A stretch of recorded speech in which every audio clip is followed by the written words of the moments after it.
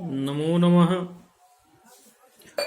अहमस्मि डॉक्टर रामकुमार झा, अंशकालिक सहायक प्राचार्य ज्योतिषम, पूर्णिमा राम प्रताप संस्कृत महाविद्यालय बैगनी दरभंगा। इदानीं मया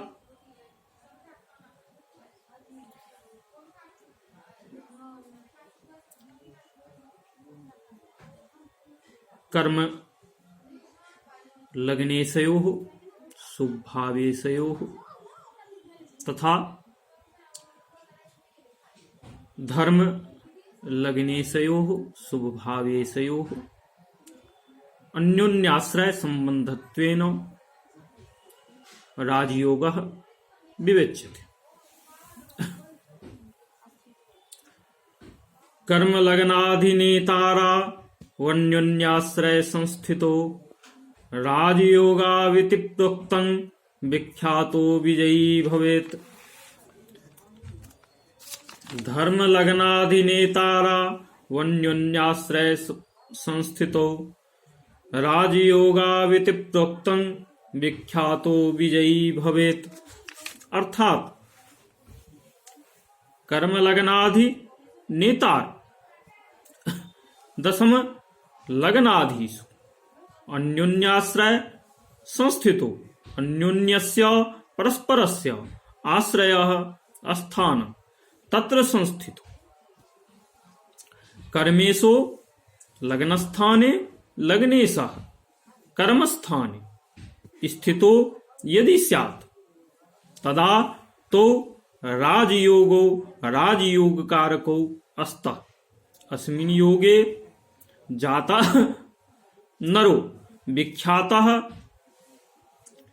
विशिष्ट ख्यातिवान विजयीत संग्राम विवादिषु विजयशाली च भवेत्। एवंच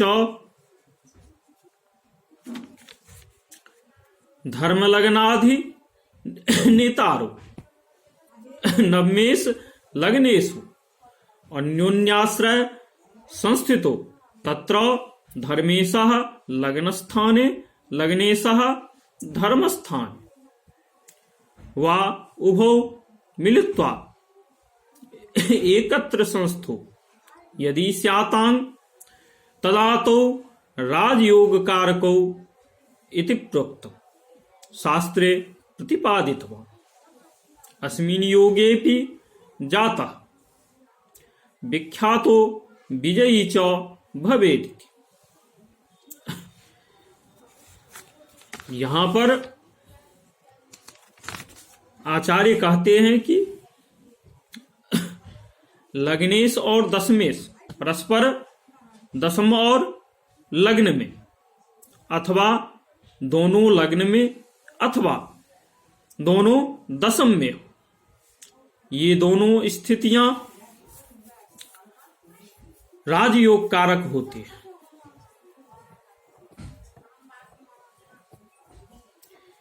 इन राजयोगों में मनुष्य जगत में विख्यात और विजयी होता है। इसी प्रकार लग्नेश और नवमेश परस्पर एक दूसरे के स्थान में हो, अर्थात लग्नेश नवम में हो और नवमेश लग्न में, अथवा दोनों नवम में स्थित हो अथवा दोनों लग्न में स्थित हो, तो ये दोनों ही राजयोग कारक होते हैं। इनमें भी उत्पन्न जातक, इस योग में भी उत्पन्न जातक विख्यात और विजयी होता है। ये दोनों ही भाव यहां पर उक्त तीनों भाव लग्न, नवम और दशम शुभ भाव है।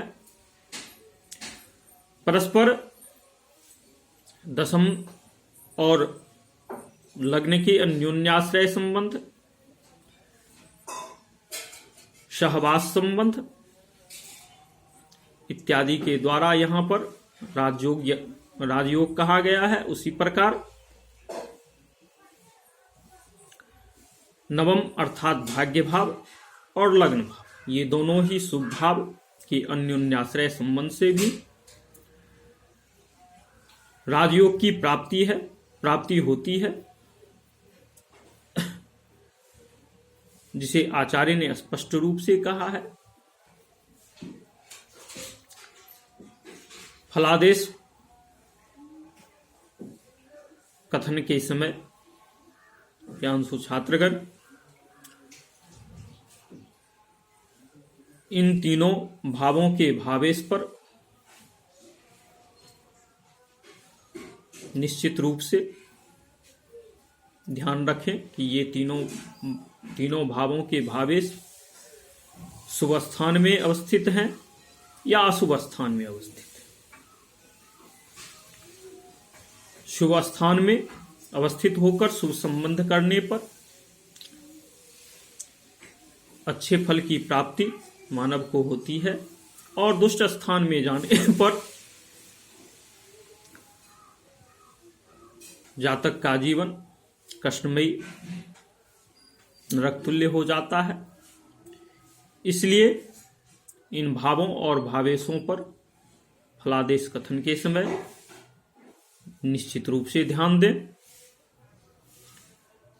इत्यलमिति शम।